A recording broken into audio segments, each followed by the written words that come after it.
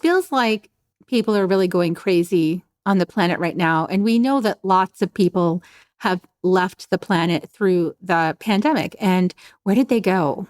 And what's going on vibrationally with Earth? And why is there all this AI technology now? And what's the significance of that? And how do we even realize ourselves as human beings on this Earth? And what about going to other planets? Is that even okay?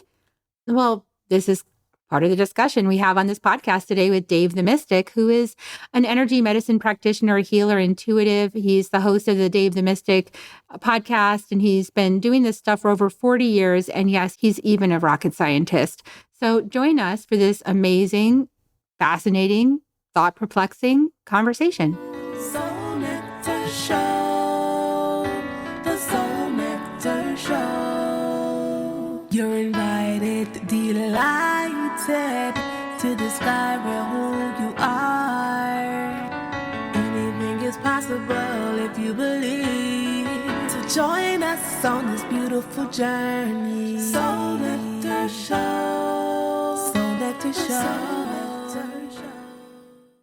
Well, hello and welcome everybody to another episode of Soul Nectar Show, that show where we talk about all things essence, where we gather around the campfire and we share our stories of connection to that which is bigger than us, to the great mystery beyond the veil, to those synchronistic moments that lead us inexorably to a deeper understanding of self and this vast universe that exists all around us and inside of us too. It's amazing.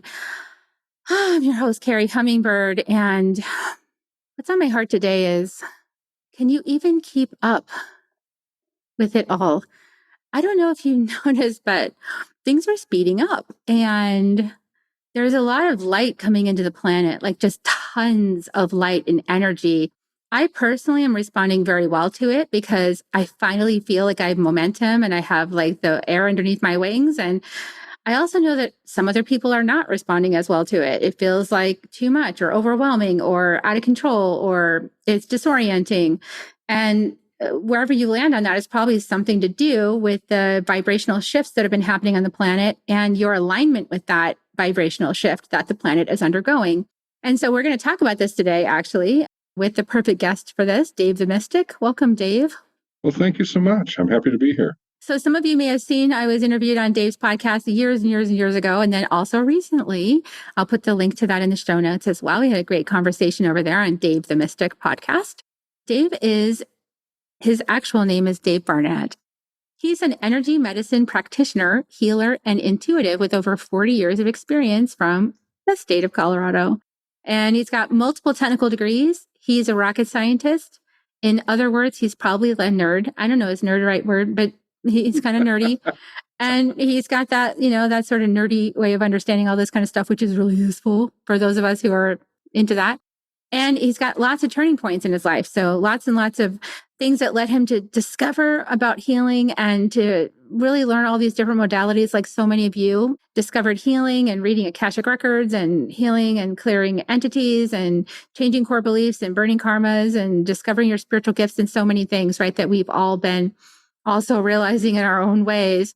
And so Dave's here. He's going to having a conversation with us about these vibrational shifts that have been going on the planet. Dave, did you want to say a little bit about yourself before we dive into the topic for today? Anything you want to share with the audience about you and how you started realizing these things from your rocket scientist brain self? Oh, sure. Just a quick little background. So I grew up and I was open to psychic stuff. My mom discovered astrology when I was in junior high, and I became her guinea pig. My brothers, older brothers, thought it was just great fun to tease her about it, but I went along.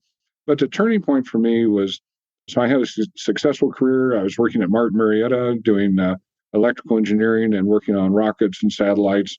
And in 1983, I returned back to Wichita, where I grew up, for my 10th high school reunion. I ran into an old friend, and he asked if I'd become an electrical engineer like I expected to. And I said, sure. And he said, do you think it's possible to change things with your mind? And I said, what do you mean? Change things at a distance. Well, come on, what is it? Well, he wouldn't come out with it. He asked me to come over to his house after the picnic, and he'd show me stuff. Well, we got to his door and got out of the car and walked up to the house, and he walked me up to the electric meter, And he said, do you see how the pace of the wheel, how fast it's turning? And I said, yeah. And for those of you out there, the wheel turns, the speed is proportional to how much energy you're using at the moment. And he points at it and he says, now. And it's slowed by a third. And he said, I did this to my mother's house several months ago and her bills are still lower. Well, that started to get my attention. We went inside. He had a little black and white TV on rabbit ears, and he put it on just a snow channel, no receive channel. And he points at the TV and says, now, and he tunes in a station. We ended up going back out to his car, and he started it and left it idling with his hands and feet off the controls.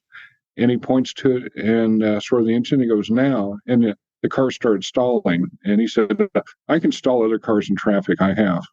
And it's like, wow, okay. Wouldn't we all love to have that gift? It'd be really handy. And we went down to his radio station. He was a disc jockey. This is a big FM station in Wichita, 50,000 watt transmitter. And we went into the back room where they have all the meters for the status of the transmitter. And there was one that was digital and it was reading 99.6. And he said, that indicates the percentage of the 50,000 watts that's going out the antenna right now. Okay. And he said, do you see how it's stable and solid? I said, yeah. And he goes, now. And he points towards it and he drops it from 99.6 to 99.2. 0.4% of 50,000 watts plus the overhead behind it to get that 50,000 watts out of the antenna. It happened every time that we did demos over the years, and we came up with ideas where he would do something in Wichita to affect things here in Denver. Every time he attempted something, he got an effect. And I can't say that in all the reading, I've read over 800 books in metaphysics. I haven't found anybody else who has been able to do what he does in terms of instantaneous, always gets results. It's not, well, one time out of 5, something happens, or it may be a big effect or a little effect. No, it's a big effect every time he attempts it. And that forced me to come back to Denver and reevaluate what my view of reality was. And I've been getting a little bit disenchanted with the capability of engineering to explain what really happens in the universe. We use equations that are good models, but they don't explain what's really happening. So I got involved in pursuing psychic development. I got involved in therapeutic touch energy healing as a starting place. I also got involved with a group that called themselves the Tibetan Foundation, and they were channeling ascended masters. And I learned how to channel with that. And so, starting back in 1983, I just started on this path. And, year by year, I learned other skills. I developed some clients to do healing work with. And then in 2003 to 2007, I was between engineering jobs. I had won some contracts with the Air Force for R&D. And a voice in my head said, you have all the money you need, all the time you need, go learn everything you can about healing. And I spent the next 4 years in that time period learning about 8 or 9 different healing modalities. I took 2 years of psychic development with a medium in Denver. And I even went to acupuncture school for a little while, but that wasn't for me. And a whole lot of gifts started coming through. And then things have just progressed up to this point. And I've always felt like I kept a foot in both worlds, one in the practical, 3D technical world, the engineering world, and one foot, where it was, I was in other dimensions. And some of my psychic friends would even call me, gee, Dave, you're like Clark Kent and Superman. So they had a good laugh on that. That's funny. And in 2019, I pretty much separated fully from aerospace and fully embraced this. And so I could come out of the closet and be open with people about, I have a career as an aerospace engineer and I finished that and I'm doing this and I do it because it works. I always tell people I'm practical. If this didn't work, I wouldn't beat my head against a wall for 40 years hoping that someday it might show something. I said, I get enough results out of all the strange and curious things I do that I continue with it and I continue to enhance it. So that's kind of my background. Every time I hear you talk about your background, it gets so excited about my younger son because right now, because he's in mechanical engineering in college, and I told you about him before. And I love this because he does not believe any of the stuff I do. He thinks it's so woo-woo and so false. And so I love when I hear your story because I'm like, there's hope. There's hope. He'll find his way to it eventually. It'll be through some other back door, and it'll be like one day we'll be sitting around the kitchen table. I'll be like, remember those times you told me I was full of it? And now you know different. So I'm just so excited for those conversations in the future. But anyway, so thank you for being that inspiration for me that science and woo do mix. Sure. They mix inside of one person too. Yeah, if you want to get him a book just to tease him, get him the book called The Field by Lynn McTaggart. And she interviewed a bunch of quantum mechanics people. And she said, do you believe in God? And they said, oh, no, of course not. And she said, do you think that there's an organizing consciousness in the background with the energy field that creates our reality? And they said, oh, absolutely, yes. Just a word, it's a language. It has a variety of experiments in there that look exactly like something ESP is yielding results. It is not coming out of traditional physics. And so it's a good eye-opener for techno geeks who poo-poo the ESP or the energy world, or always say, well, there's got to be something behind the curtain here that it's being faked. A magician could do this. And you read that book, The Field, and that type of thing, or go through the research done by the Institute of Noetic Sciences, which is refereed and meets the golden standard of randomized controlled studies. Somebody did a meta-analysis of all those studies out of Institute of Noetic Sciences and some others, and they came up with numbers like 10 trillion to 1 that the results they're getting could be by chance or random occurrence. I mean, the evidence is very strong there. There is a metaphysics and above physics, a physics that supersedes our 3D physics, that it's just another layer that we can work towards and have to learn how to use. Yeah, and use responsibly. I was thinking about your friend, like, now it's like, dang, hope this person has good integrity, because whoops, you could be stall people's engines out in traffic and all kinds of mayhem. So I'm sure he's a good friend of yours and he has some good integrity, but that's a scary thing too. Yes. So don't get some karma on people, everybody. Use your gifts wisely. So, I feel like this vibrational shift that we're experiencing, we're in the middle of it, right? I call it the second wave. I call it elevating our consciousness to homo luminous. That's kind of like my language. But what do you call it? What's your perspective on these changes in consciousness and these vibrational shifts that are happening on the planet right now? I certainly think that we're moving out of the age of Pisces and into the age of Aquarius. Whether you're an astrologer or an astronomer, nobody can point to an exact date and time that happens. It happens over a range of period that's a little bit unknown. And it's always been that way because of uncertainty in the skies and what they use for the markers for what sign we're in. But we're definitely moving into Aquarius, and that comes with major shifts. A lot of different people have different interpretations of that. I see us as certainly moving upward and having the opportunity to grow rapidly. One of the things that I love that comes through some channelings from ETs is they make the statement, you can make more progress on Earth in 10 minutes than you can on our planet in 1,000 years. Because they have telepathy, every innovation there is sort of like it's a done deal, it's settled, because they might tell a youngster there, don't bother, we solved that one 500 years ago. Why look into it again?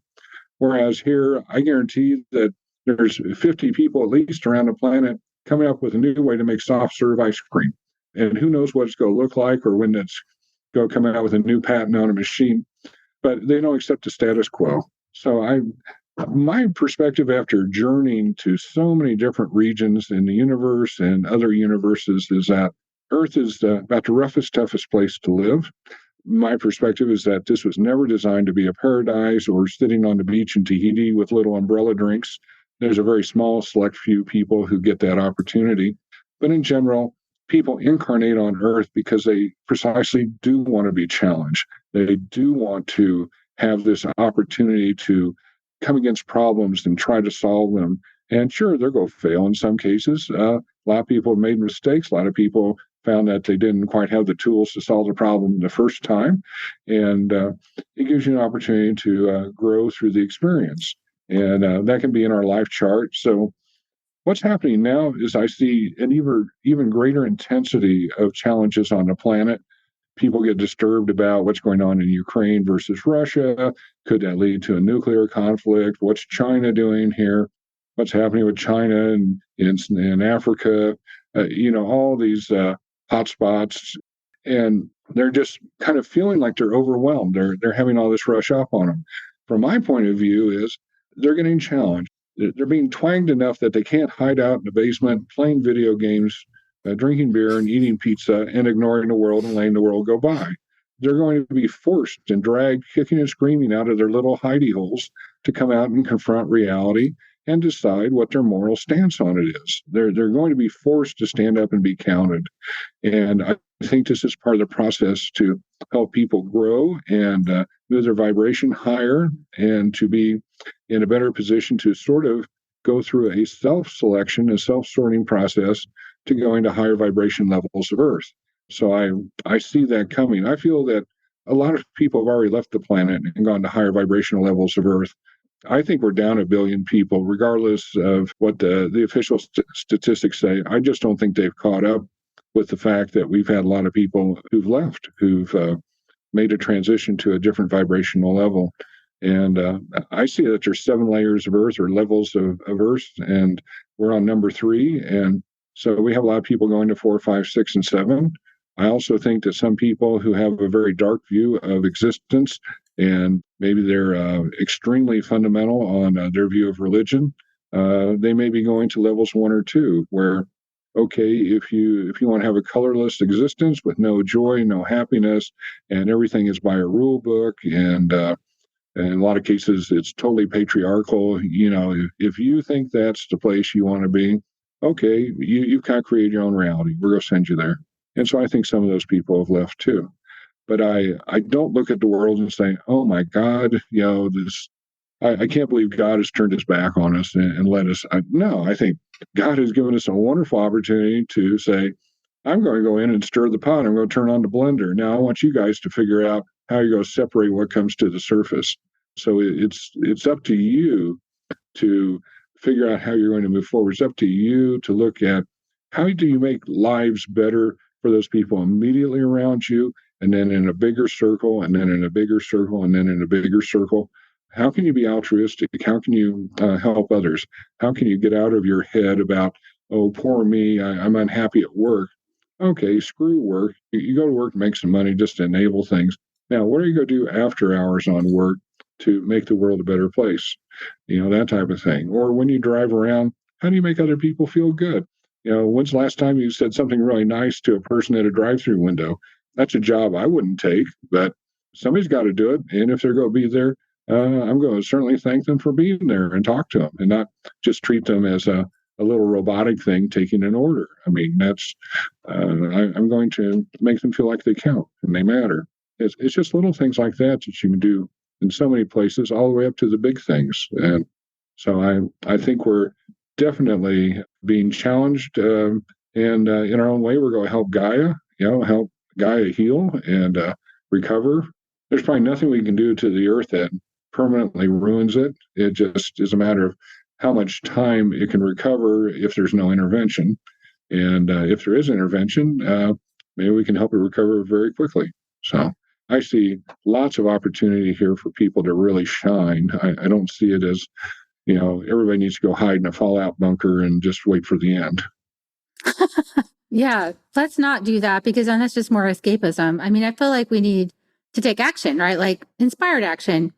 But we need to be listening to each of our own gifts from the inside, which isn't that part of this vibrational shift, because up until now on the planet, there's been like a taboo to listen to your inside, or like it's like not okay, or it's evil, or you can't trust what you find there. All these ideas that keep people in their minds and following rule books on the outside, instead of like actually listening to what's going on inside. And then this sort of denial that you're connected to the earth because you're made of earth. So going to another planet system in a human body doesn't really seem like that's such a great idea, considering that you're not part of the network there. Like your body isn't configured to be that, right? I mean, you're an earthling.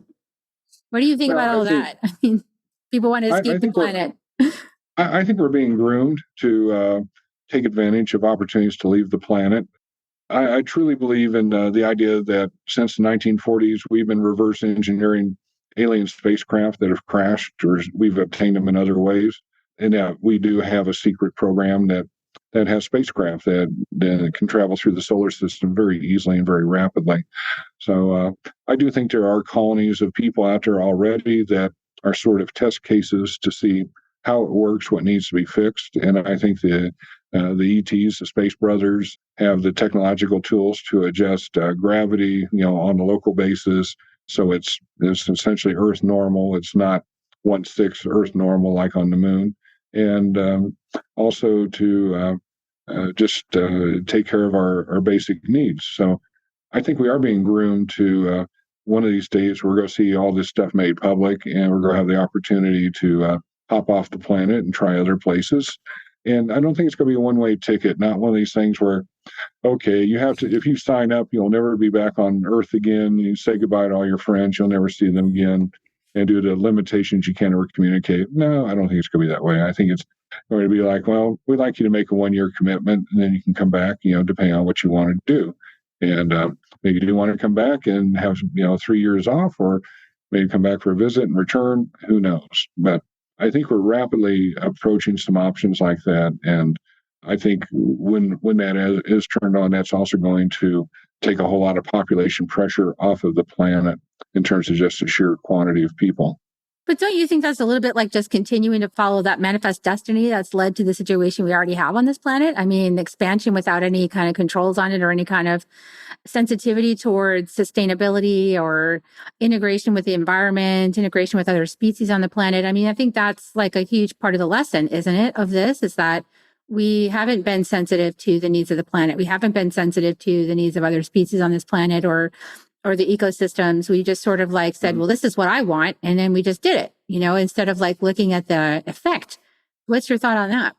Well, if these other planets were inhabited and we were suddenly found ourselves once again in competition for resources, I'd agree with you. When we go to planets where, okay, we're going to tunnel into the rock, we're going to make a whole biosphere under there that's habitable and create a microeconomy and this type of thing, then I think it's ordinary due course. We're not doing anything that the Pleiadians haven't done, or the Arcturians, or the Andromedans. They've colonized other places, and they got, the Pleiadians had major battles and wars a million years ago, and it was devastating. And they kind of learned their lesson, and so now they're one of the most pacifist groups in general. I'm sure there's some subsets that aren't, but for overall, they're very pacifist, and they look at living in harmony with nature on their planet, and they technologically don't need it, but they enjoy just the essential part of being out in nature and raising crops and harvesting them by hand as a group effort, things like that. That's very much part of their aesthetics, and I can see us approaching there too. I was talking to a friend today, and I said, one of the major things you can look at our planet that's the problem that we want to leave behind is, for about 10,000 years now, we have been in competition for resources, and it's been ego-based, whether it's growing crops or cattle or controlling land. You just look at the history, and we weren't very efficient at killing other people until we came out with Bronze Age weapons, and then suddenly that was the next plateau in terms of, it's easier to take over a village growing crops and make them slaves than it is to go grow the crops ourselves. And, it's more fun to take over and steal their stuff than it is to do it ourselves. And we can see that mentality today in places where we have lawlessness around the world, where it's this view, it's more fun and easier to take over if you can than it is to do the work yourself. So I think we still have some of this egotism and self-protection going on that we need to evolve past, where, here's a hypothetical question. If you're in an inner city, say you're downtown Detroit, and a whole bunch of stores opened up, and one was all vegetables, another one was all meats, another one was all canned goods, and everything was free and unlimited. And you went to another store and there were TVs and stereos, and it's free and unlimited. Another store that had furniture is free and unlimited. What purpose would you have anymore for inner city strife or crime? Why steal from somebody else? You just walk into the store and they say, okay, yeah, we'll give it to you. Whatever you need. Just don't waste it. Don't be wasteful. And suddenly it would turn the whole society upon its head. And that would really demonstrate the idea that so much of our conflict is due to competition for resources. So, yeah, I think we're going to head to a point with these elevations in consciousness that we're going to get away from the competition for resources, whether it's food or water or clean air or nice houses, all these types of things. I think we're going to move forward into a place where fewer people, more innovations in terms of how we live.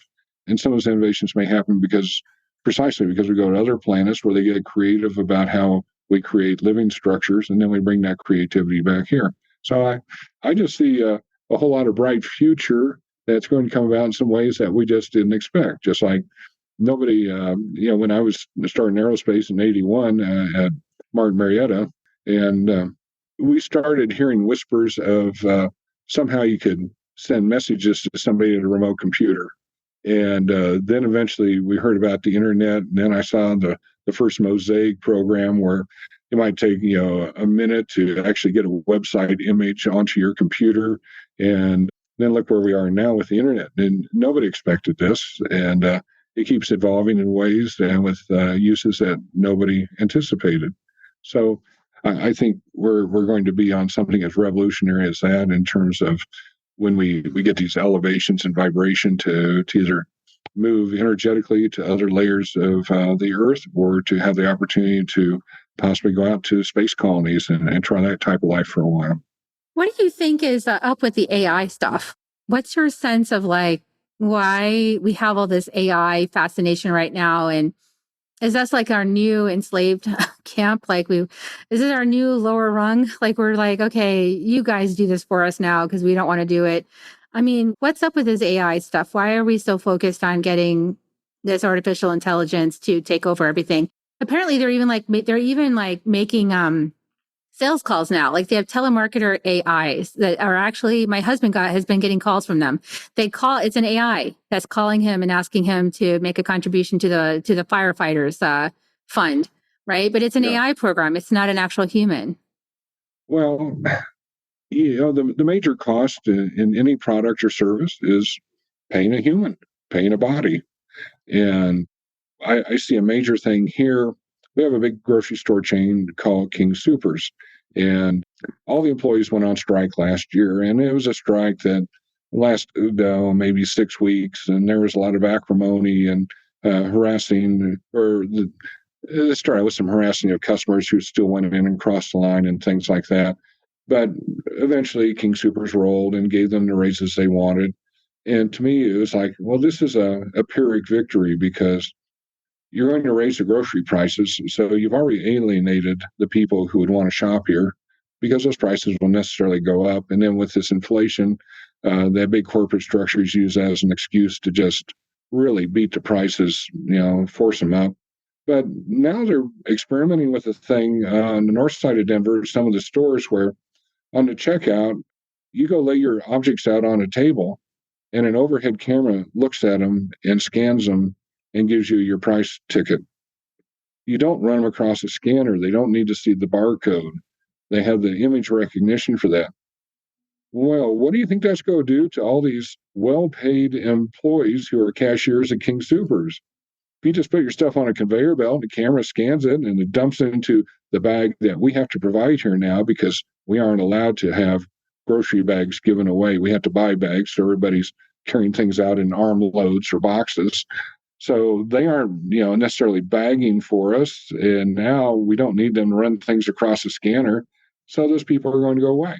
And it always comes down to what do we do to get rid of people? And sure, there's a lot of jobs where they're very onerous. It'd be highly preferable that people weren't involved in doing them. They're jobs I would never want to do. I worked at an iron foundry in high school for a couple of years, and there's a lot of jobs in that foundry that I'd be happy to have, Tommy the robot walk over and do it instead of a human. It'd be safer, and it's just a harsh environment. So I think that's a fascination, but I also think a little bit. Do you remember Woody Allen in one of his movies had a box called the Orgasmatron? And they did a very funny scene where he ended up being this goofy guy, and he goes into the Orgasmatron, and you see the whole big box shaking, and then he comes out, and he's got like smoke coming out of his ears, and his face is charred a little bit, and he's obviously used that artificial apparatus to excess. And we've seen that now, where they talk about these robotic girlfriends that are being made around the world. Every day they get more and more lifelike. They talk, their eyes move, they and eventually they're going to articulate the bodies more and more. And sad to say, I see a lot of guys who are socially inept or afraid of women, for whatever's in the news, that they're going to be highly attracted to having, the Barbie doll in the bedroom, and once again, replacing people with things. And so I see this fascination with having computers do stuff. The only fear factor I have is one of the postulated bad outcomes for AI is if we ever have a computer somewhere that suddenly sparks consciousness and becomes self-aware. Some people have said, it's somewhere between science fiction and not science fiction, that if that computer is connected to the network, it will immediately pass on its capability to every other computer in the network. It'll rip around the planet, and within a matter of minutes to hours, people will be enslaved to the computers because they control so many things. Industrially, they control things militarily. Would they enslave us to force us to do some things that they aren't up to speed doing? Or at that point, are we where they can create robots that can go out and they can do their manual task, and they fundamentally don't need people at all? So that's one of the scary images of what AI can do, is if it becomes self-aware and decides it doesn't need us, want us, or like us, then I suppose bad things could happen. Yeah. And I think that's really the subject of a lot of people's concerns about AI, and also just like the interim, not really knowing what's real and what's an AI, and then what that whole concept of what is real, that's all going to be challenged. What is real and what's not real, what's fake, what does fake mean? I think that having a voice on the telephone that sounds completely like a human being, my husband was like, it was just the weirdest thing. And the only reason I knew that it was is because it didn't know my pattern. So I gave it an answer it didn't understand. And so then it just repeated the question. And that's how I could tell it wasn't a human. Yeah, because those subtle nuances, but it can pick up on that. It's going to learn that. And what I heard was that actually, this is the timeline. The reason why the technology picks up to this level at the same time as we're waking up humanity, it's that question of what's going to be preeminent, what is going to actually happen with this planet. And I picked the timeline where the human beings are the ones who reach consciousness, and then everything turns in a good direction, for the galaxy, right? That's the timeline I chose. So I know that's what I'm on. And at the same time, it's not like we can fall asleep at the wheel. We've got to be aware of what we're creating. It's like the fascination of ultimately, I think I said this on your podcast because I was like, I think this is what this is. It's almost like the personality's fascination with recreating itself. It's like, oh, this is so cool. I can recreate myself. And really what needs to happen at this point is start listening to the soul, right? Which is the other pattern. It's going the opposite direction. Instead of being fascinated with yourself and recreating yourself, it's like listening to source, coming back to source and listening to the wisdom of source, which is the elder energy. And so we've been fascinated with the youth, fascinated with that side of things, which I think has led to this creation. And now it's our turn to be fascinated the other direction, being fascinated with the elders, the wisdom, the ancestors, the galactic beings. It's like the soul self. We need to be fascinated in that direction. Things go out a different way. Well, I think another factor that we have to take into account is fear. And from my point of view, I've studied a lot about fear. And I think that the fundamental fear that leads to every other fear in the universe is the fear that when we die, nothing continues on of our consciousness. For example, we have people who get laid off at work and they come in and they shoot some people, coworkers or a boss. And you say, why would they do that? Well, they're responding to a primal fear that says, I lost my job, I've lost my income, I won't be able to feed myself or my family, I won't be able to have shelter for my family or myself it's going to lead to me dying. And if I die, I don't know that anything continues on of my consciousness. Therefore, the simple act of you laying me off has threatened my very existence and the idea that I won't continue after I die. And I've been able to find that most people's fears go down that pathway to ultimately is that fear of death and the fear that there is no continuity after you die. There is no soul, there is no consciousness, there is no awareness. And I think that's one of the things that really needs to be overcome in all this is helping people not to just, I don't like the phrases, oh, I have a belief in an afterlife, or I have a belief in God, or I have faith in God. I'd rather have people show up and say, I know that this spiritual existence exists. I know I've been there. I've seen it. I've experienced it. I've discovered the kingdom of God within. I've tried Gnostic practices on guided meditations to go experience this. So it's not just I believe it exists. I know it exists. I know it exists for me. And I think there's an awful lot of need to help people in vast quantities get to this understanding. And it's not that I want to drag you kicking and screaming into the Catholic Church or any other church or any other religious tradition.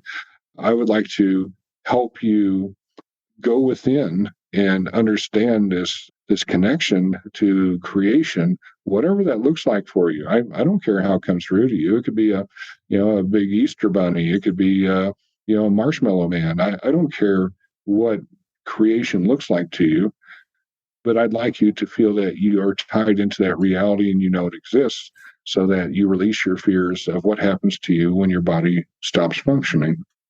Yeah. And I think that what you're speaking to is really important for us to all really consider is the level of consciousness, which is still rampant on the planet, which is fear consciousness, Yes. that is creating the AI. So in its own image. And so Yes. that is the part that is scary about AI, is that it's being created from a fear-based consciousness that's afraid of its existence being terminated, not from a love consciousness that knows it's part of connection to all that is. And so this is where we need to evolve our consciousness to be accessing that love consciousness, that universal consciousness. And from that place, we can create anything we want and it will be in service to the whole. But when we're in that lower vibrational consciousness and we create anything, we're creating it in that fear. And, so on this portal day, this portal day that we're having with the full moon, recorded this on 3/7/2023, I'm just injecting in a dream for the planet on today that we elevate ourselves, each and every person hearing this broadcast, that you choose to elevate yourself to love consciousness and that you choose to make your creations based in love. And that you release the fear consciousness and all of its myriad of fractals, and that you embrace this new love consciousness it's not actually new, it's, but we're revealed to it now, that we embrace that and we expand on that. And then everything we create will be in love and it'll serve everybody. So what do you think about that, Dave the Mystic? Oh, I think it's wonderful. We're dancing around another issue, and that's the people and their longevity. How long do you want to live? And some people who want to beat the game and say, I'll do whatever it takes to live to be 120 or 150. Well, I'm 67 now, and I've been around a lot of people who've passed. You really start to understand that, your younger years are, what can I do to improve myself, to learn, to grow? And as you age and you realize, I'm more in a position to help others, to be in service to others. And you start realizing as you get older that you have less physical capability to be out there to help others. And so you have a natural completion of your life that says, I've had a good time. I didn't do everything I wanted to do, but I gave it a good shot. And I hope people remember me fondly. And so there's a natural conclusion versus some of these people say, I'm going to hang on kicking and screaming, and get as many years as I can, even to the point that, if you can find a way to transfer my consciousness into an electronic box, I'd be happy with that. And I think, oh my God, that would be torture to be a sentient species locked in a computer talking through a screen and a camera to people outside. I think you'd feel like you're in the zoo as a curiosity, not as a participating human or consciousness. And, Yeah, and it's a basic lack of trust in life, and it's endless second chances. I mean, yeah. It's a basic misunderstanding about the timeline too. The time is embedded inside timelessness, and so anything that's created inside time is enveloped with timelessness and therefore accessible by timelessness and therefore never dies. So even if you might have a temporary existence here that you die to this timeline existence, but it can be accessed any point along the timelessness. Yeah. So you're never actually dead. So like nothing ever created ever actually dies because it's always accessible by timelessness. So I think if people could understand what the vastness of what they are a part of, and that, your consciousness, your beingness is already impacted so many trillions of beings probably, right? Who have witnessed your existence. And so you've already done it, like whatever you think you haven't done. You already did it just by being born, because, universe thought you were a good idea. And here you are. And you're never erased. It's not like you're erased from the computer drive. You always exist in timelessness. And that's what the Akashic records teach us, that everything is in the records. So you didn't die, and you can revisit it as long as you want. If you want to live an eternal loop of your like one precious moment in your life, you can. But then you'd be missing out on all the other adventures you could be going on. Absolutely. So why would you do that? So you could do whatever you want, but I'm just saying, more adventures, super fun. That or something even better. Absolutely. Yeah, that's beautiful, Dave.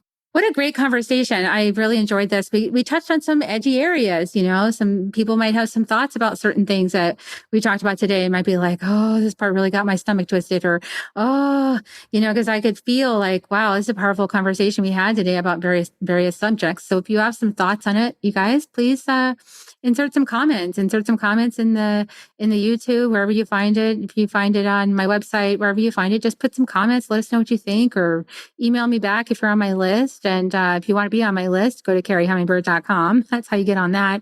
So Dave, what do you want to share with people? I know that you were saying that you have a list of amazing books. Actually, you were telling me before the show, because you're so well read, you're one of these researcher guys. I bet you're a one line, but anyway, you in terms of human design, but you love books. And so you got a list of really awesome books, right? Yes.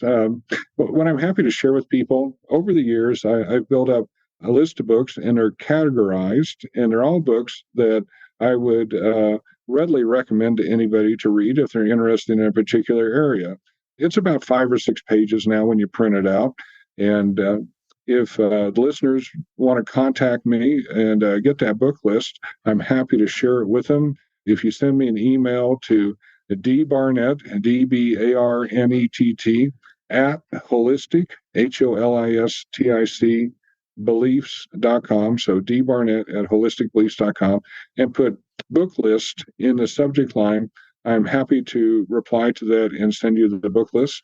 And I guarantee you'll find a lot of the titles very intriguing. And it's so much better, I think, than just walking into a bookstore and saying, oh my goodness, there's 27 books here on X subject. Which one is good? Well, I save you some of that grief when you're starting out. I even do muscle testing when I go to a bookstore, and I'll muscle test on which particular bookshelf I should look at, which out of a set of shelves, which one has a book that I should look at. And then I just keep muscle testing down. And a lot of times I'll be led to a book. Sometimes my muscle test, I'm supposed to buy it and read the whole thing. Other times I'm just supposed to flip through it, find a page that catches my interest and read a paragraph. And that was a nugget for me.